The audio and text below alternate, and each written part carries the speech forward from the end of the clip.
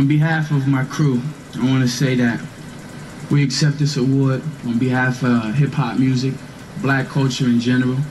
We like for everybody to think about the people right outside this door that's homeless as you're sitting in these $900 seats and $300 seats.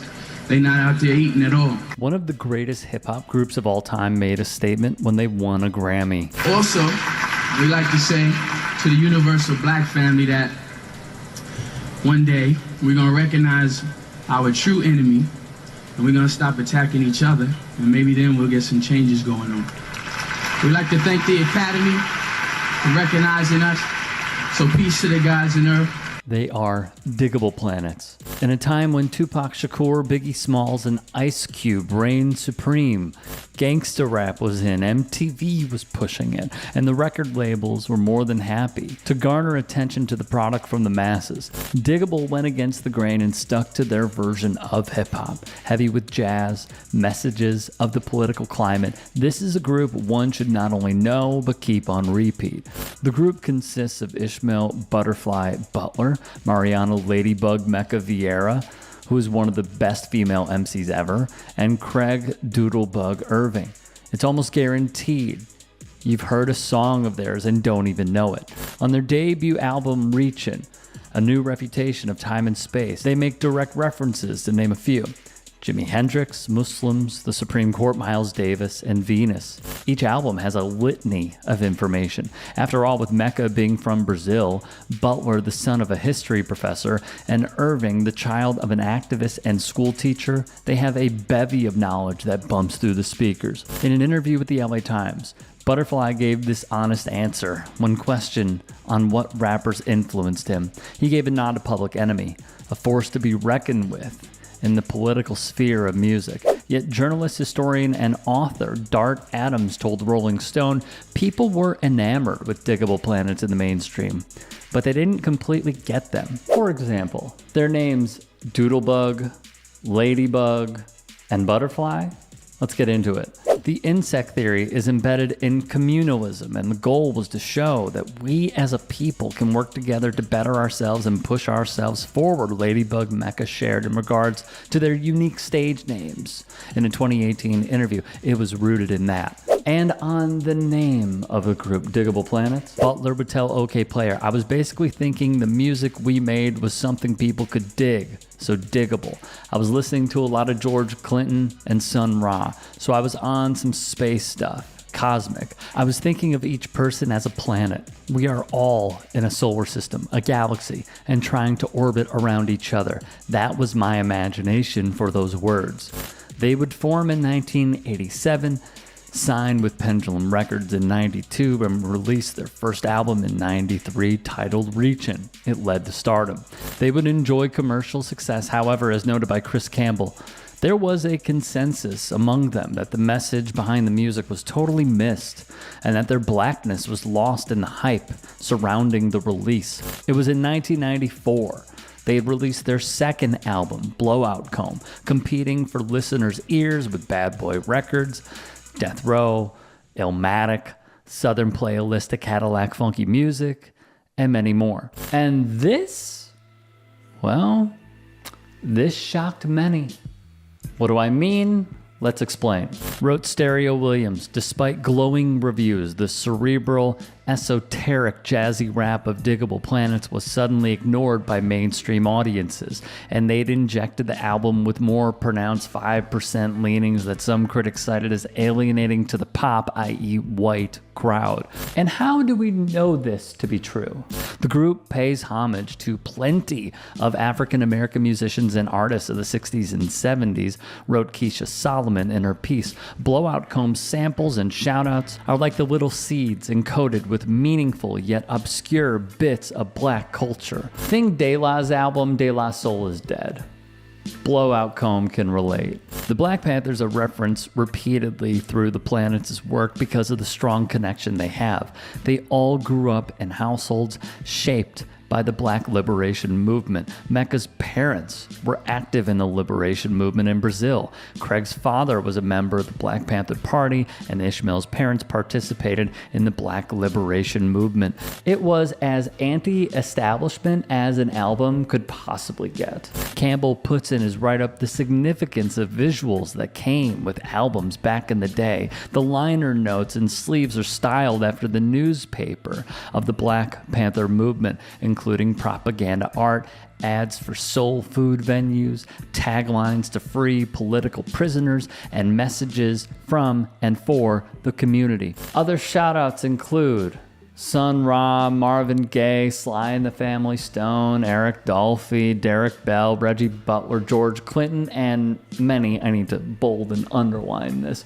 many more. A personal favorite lyric on the album is a depressingly constant line. I raise every day for the mass, told my fist right up right against the fascist. The message was clear, writes Pitchfork's Sheldon Pierce. Freedom, progressivism, oneness, harmony, and serendipity are the core tenets that would come to define the rap trio and their ideology throughout their career. They turned Karl Marx, Sonny Rollins, and Parliament into pillars of their cool communal space. We start with the breaking news out of the Supreme Court. The conservative majority has overturned Roe versus Wade, ending the federal protection of a woman's right to an abortion. The ruling upholds a Mississippi law that bans abortions at 15 weeks of pregnancy. The opinion says the Constitution does not guarantee abortion rights. It called the 1973 precedent, quote, egregiously wrong, and says it is now up to individual states to decide the legality of abortion. And specifically, when Supreme Court Justice Clarence Thomas practically said he is against abortion, the Planets put out The Femme Fatale, a track where Butterfly shares a story of Nikki, who became pregnant and because of the trials and tribulations of life considered abortion. Butterfly offers words of encouragement to his vexed friend, while also blasting those that would criticize and condemn her. Chastising the fascists as some heavy dudes, he explains. They don't really give a damn about life. They just don't want a woman to control her body or have the right to choose. NPR would write that Clarence Thomas is already represented in the song, that the stories they're telling about fascism and the ways in which this is not about your protection or safety, this is about control. All of those things are at the pitch point, the fever pitch point of discussions around this decision. An examination of what? Mecca the Ladybug specifically calls out the Supreme Court of the United States for their anti-abortion stances in Planned Parenthood v. Casey. The song Black Ego remains reminiscent today, with police brutality, the effects of racism, and defiance. There's even a reference to Cleopatra Jones. And in the emboldening track, Butler waives his Miranda rights. It's gripping storytelling. Years later, in an interview, he was approached with this question: what are some of the black-oriented themes you deal with? He'd respond, if you're black in this country, you have some scars from being a have-not. Listen to our music carefully. In the feeling, in the horns, or in the lyrics, or in the tone we used to say certain things, you'll feel that sense of being a have-not. In some ways, that's what our music is all about. In the end, the Planets split in the year 1995. Vieira was reeling from the loss of her grandparents. Their creative visions had begun to diverge from their major label attachments, and the grind of the music industry had taken a toll on the relationship the group had with each other. Their breakup was symptomatic of the gradual end of an era. The conscious jazz rap era was slowly waning, succeeded by the East Coast hardcore of Biggie and Nas that'd take America by storm. Planets could only last so long in such a quickly shifting environment.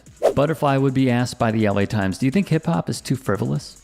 He'd answer, I'm not sure I'd say that, but there's room in it for social and political messages. It doesn't always have to be a party. Hip-hop ultimately is about life, and life isn't a party, particularly when you're black.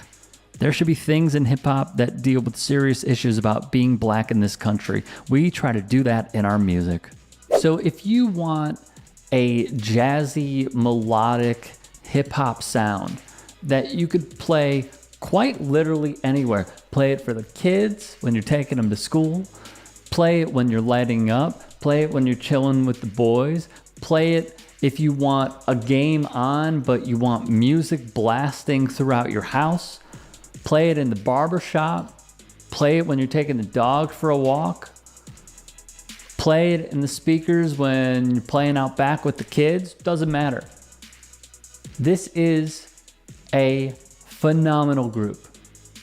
And I did see that they are going to be north side of Chicago with one of my other favorite groups of all time, The Roots.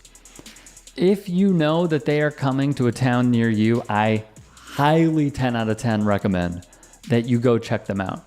This is the epitome of leftist politics through some of the dopest samples I've ever heard, paying homage to their roots and what they believe in, and presenting it to us all in a fantastic but albeit short stretch.